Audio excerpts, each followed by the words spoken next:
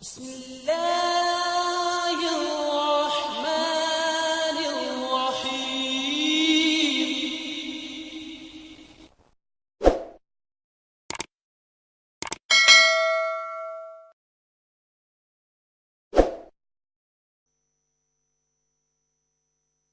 اسلام سے نہ بھاگو، راہ خدا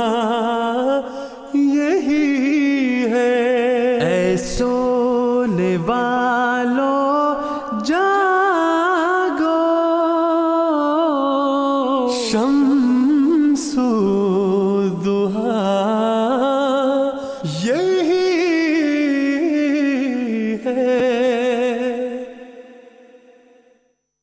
ہیں۔ ان کا سوال بھی بہت ہمارے موضوع سے بہت اس کا براہ راست تعلق ہے۔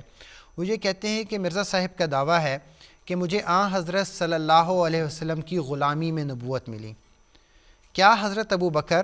حضرت عمر، حضرت عثمان رضی اللہ عنہم و دیگر صحابہ اس معیار پہ پورا نہیں اترتے؟ اگر اترتے ہیں تو انہیں انعام نبوت کیوں نہیں ملا؟ بات یہ ہے کہ نبوت کا جو مقام ہے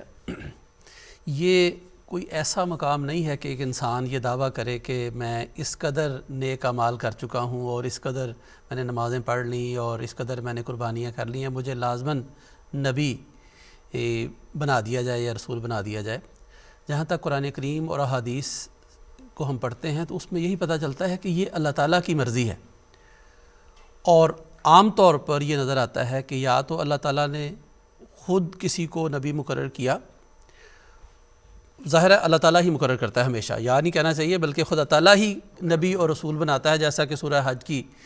آیت میں بھی آیا اللہ یستفی من الملائکۃ رسلا ومن الناس۔ یہ خدا کا کام ہے، یہ انسان کا کام نہیں ہے کہ فلاں کسی کو نبی بنایا گیا یا نہیں بنایا گیا۔ حضرت ابوبکر رضی اللہ تعالیٰ عنہ اور جن بزرگوں کا انہوں نے نام لیا ہے یہ حضرت صلی اللہ علیہ وآلہ وسلم کے زمانہ میں بھی تھے، اور آپ حضرت صلی اللہ علیہ وآلہ وسلم سے اتنے قریب کے زمانے میں تھے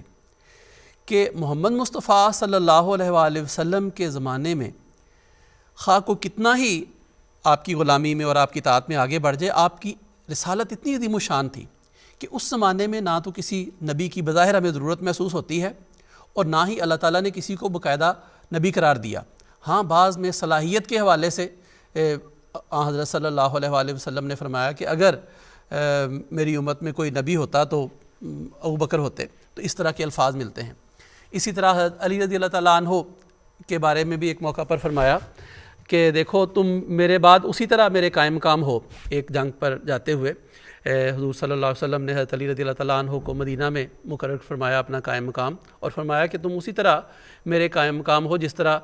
ہارون موسیٰ علیہ السلام کے بعد قائم مقام تھے۔ لیکن وہ نبی حضرت ہارون علیہ السلام خدا کے نبی تھے، لیکن تم نبی نہیں ہو۔ تو اصل بات یہی ہے کہ اللہ تعالیٰ جب چاہتا ہے وہ کسی کو نبی بناتا ہے، کسی کے مرضی سے یا کسی کے مشورے سے کسی کو نبوت کا مقام نہیں دیا جاتا۔ اور اس میں ضرورت زمانہ بھی ہوتی ہے کہ کیا حضرت صلی اللہ علیہ وسلم کے زمانے میں کیا اور آپ کے فوراً بعد جب کہ ایک اتنا عظیم الشان نبی دنیا میں آیا اور ایک بہت بڑی قوم کو اس نے صراط مستقیم پر چلا دیا، کیا فوراً کسی نبی کی ضرورت تھی بھی یا نہیں تھی؟ تو اس حوالے پہ اگر یہ غور کریں تو ان کو یہ بات سمجھ آ جائے گی کہ کیوں ان لوگوں کو اس رنگ میں اللہ تعالیٰ نے براہ راست نبی نہیں کہا۔ لیکن ایک اور پہلو یہ ہے کہ حضرت صلی اللہ علیہ وآلہ وسلم نے اپنے ماننے والوں کو اس انعام سے محروم بھی نہیں کیا۔ آپ نے یہ بھی فرمایا کہ علماء امتی کا انبیاء بنی اسرائیل، کہ میری امت کا مقام اتنا عظیم الشان ہے کہ یہاں میری امت کے جو علماء بھی ہیں ان کا مقام بھی بنی اسرائیل کے انبیاء کی طرح ہے، لیکن آپ نے خود ایک اپنے بعد آنے والے کو نبی بھی قرار دیا۔